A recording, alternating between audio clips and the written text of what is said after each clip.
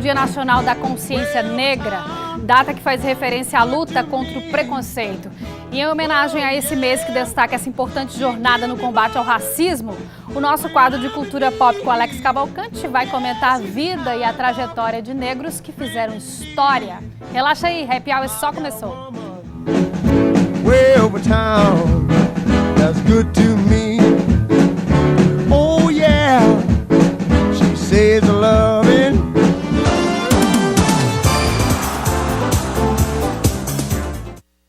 Pois é, o mês que marca a consciência negra inspira o nosso quadro de cultura pop de hoje. Alex Cavalcante, em pleno século XXI, a gente pode dizer que ainda estamos a anos-luz da igualdade racial. Isso, infelizmente, né? Parece até incrível. Hoje a humanidade, né, consegue curar o câncer, como eu disse no meu Facebook essa semana. A gente foi para o espaço já e não consegue resolver uma coisa tão simples, né? Que é o combate à intolerância. São várias, a gente vai falar hoje da intolerância racial, Sim, de certa forma, mas não destacando muito isso, mas ressaltando pessoas que fizeram história. Que fizeram história. Mas tem intolerância sexual, intolerância à Sim, mulher, de gênero intolerância também, religiosa, intolerância de gênero. Então, intolerância mata, né? Seja qual for o tipo de preconceito, a gente tá vendo aí casos, não só aqui no Brasil, mas fora dele, muita gente perdendo a vida, né? Por causa disso. E o Brasil, infelizmente, não é exemplo nenhum Sim, nesse sentido. infelizmente. Né? Mas hoje a gente vai destacar aí personalidades que fizeram... Coisas boas, né? Na verdade. Coisas boas. Vamos destacar pessoas maravilhosas, que mudaram o rumo da história, que inspiraram. Vamos começar mostrando algumas fotos para contar um pouquinho dessa história da data da consciência negra. Solta a primeira foto aí. Esse aí é Zumbi, né? Dos Palmares, que é justamente...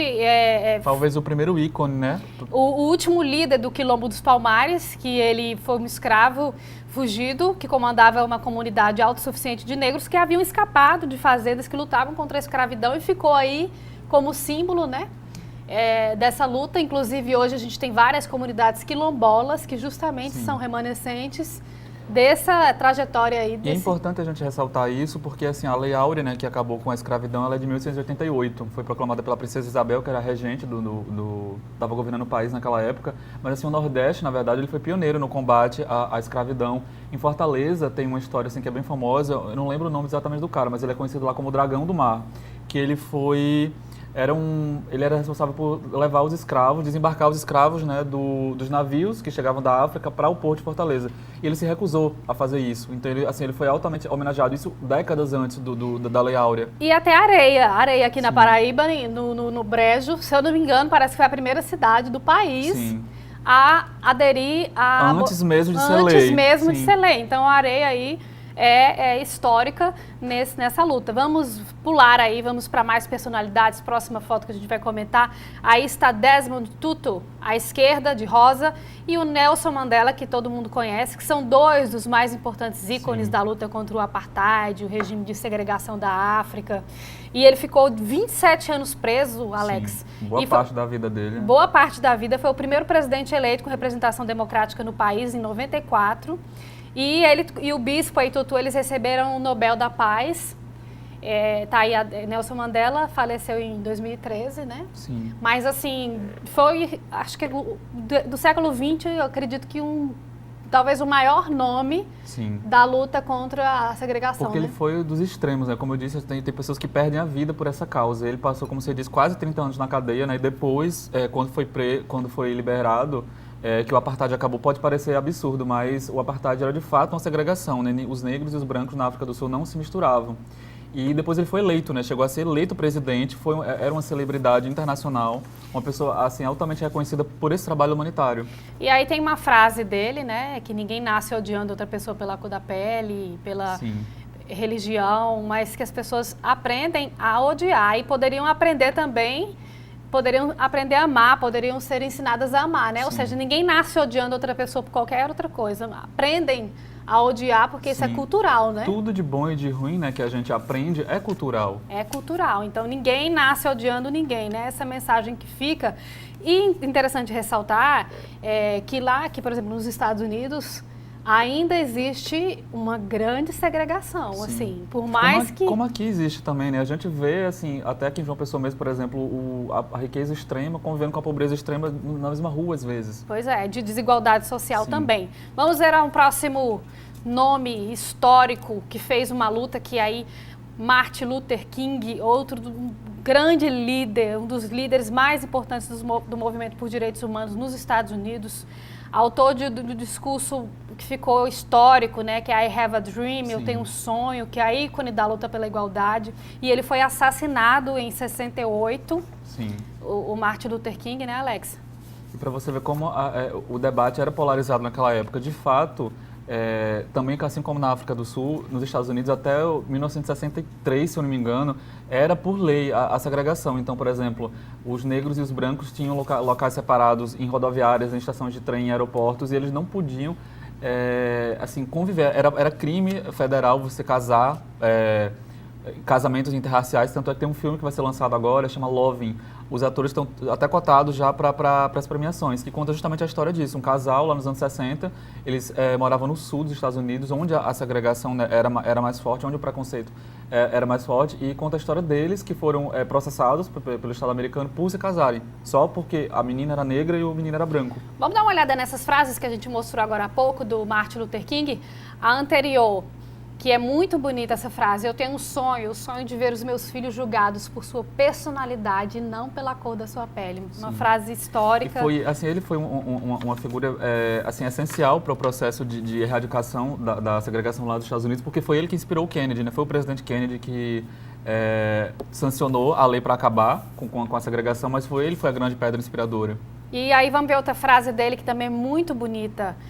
O que mais preocupa não é o grito dos violentos, nem dos corruptos, nem dos desonestos, nem dos sem ética. O que mais preocupa é o silêncio dos bons, ou seja, a gente fica calado em todos esses aspectos que a gente está conversando, e isso é o que mais preocupa. A gente passa por uma crise no país. A omissão também terrível, é um pecado grave, né? A omissão, né? E eu vi um filme, desses até bem bobinhos, Sessão da Tarde, que uma das personagens falou justamente isso. Existem dois tipos de pessoas ruins: as pessoas que fazem as maldades e as pessoas que ficam caladas vendo as outras fazendo as maldades. E a gente vê isso agora no país, uma crise terrível. Uma crise moral, uma crise política, crise moral, uma crise política, as pessoas se agridem nas redes sociais. Sim.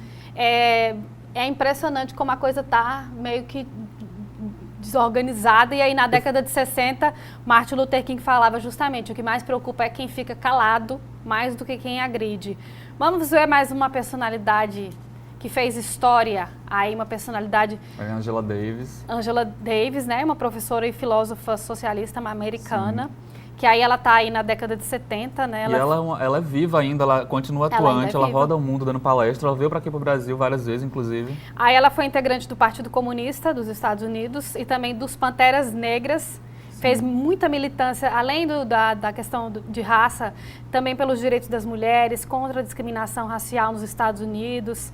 E por ser personagem de um dos mais polêmicos e famosos julgamentos criminais da história recente, né, dos Estados Unidos. Ela, engraçado que a trajetória dela, que assim, ela era o começo, né, da militância dela foi justamente contra o racismo, mas ela viu que dentro do próprio movimento dos Panteras Negras também havia um boicote muito grande ao direito feminino, tanto é que ela escreveu um livro falando justamente sobre isso, a militância das mulheres dentro desse movimento contra o racismo. Você vê que mesmo uma parcela que é oprimida também oprime, né? Solta mais fotos aí de personalidades que marcaram a história contra racismo, contra preconceito.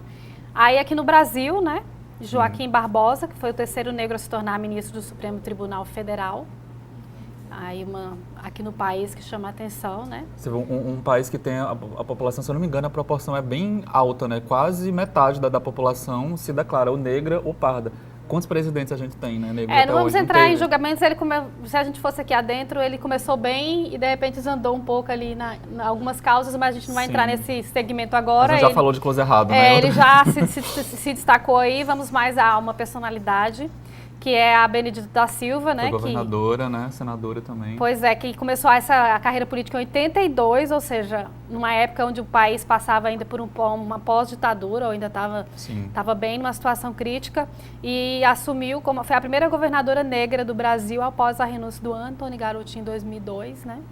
Vamos ver mais uma personalidade aí brasileira que também fez história neste século 20 e 21, que é foi ministro da Cultura de 2013 a 2008, Gilberto Gil, e que também teve uma luta, uma causa cultural, né, teve toda uma questão aí que ele construiu, né, Sim. ao longo do século XX como um movimento também de cultura e que marcou, né, também essa época. Sim, porque se a população, né, se a parcela negra da população não tinha direito, era desprezada socialmente, o mesmo acontecia com a cultura, né? O samba, por exemplo, o funk, que são movimentos culturais, né, vindos, oriundos da comunidade negra, sempre foram assim mal vistos, né, pelo status quo, até virarem pop, como a E gente vale vê hoje. destacar mundialmente aí o Barack Obama, né, que Sim. foi o atual presidente americano, né, foi o 44º presidente dos Estados Unidos, primeiro negro a assumir o comando do país, recebeu o Nobel da Paz esse ano e infelizmente está saindo para dar lugar Sim. E, a gente, Donald Trump. Eu não acredito, é uma queda muito grande. É uma Só queda que ele terrível, vai sair para um retorno, Trump, né? Meu Deus do céu. A gente fica pensando, imaginando como os americanos... Para onde o mundo vai parar, né? Como os americanos fazem esse retrocesso, né? Eles Sim. caminharam, de repente, para um avanço. Mas é uma onda de conservadorismo, na verdade, que é global, né? Na Europa, do mesmo jeito. Vários países lá, Achando Portugal, que a vão França conter, também. de repente, o terrorismo, ou que vão preservar alguma coisa, mas dá esses... Eu vi um Close filme... erradíssimo. Erradíssimo. Meu Eu vi Deus. um filme ontem, no cinema aqui em João Pessoa, sobre o Edward Snowden, que ele fala justamente sobre isso. Tudo se usa como esse pretexto para combater o terrorismo, e não é, na verdade, né? Sai Barack Obama e Michelle Obama e entra esse casal aí, Donald Trump, como é? Melania Trump. Gente, ela tem cara de stripper, meu Deus. Gente, como é que acontece um negócio desse? Pois A é. gente não Jacqueline Kennedy está se revirando na sua tumba. Fica então aí a nossa referência Nosso ao Barack protesto. Obama, que fez, né, história aí como o primeiro negro a assumir. Ainda bem que teve esse episódio. Infelizmente, se acontece esse retrocesso, a gente vai agora para o intervalinho rápido. Daqui a pouco mostra mais personalidades que fizeram história, que marcaram a história mundial contra o preconceito aí nesse mês da consciência negra. Sai daí. That's good to me.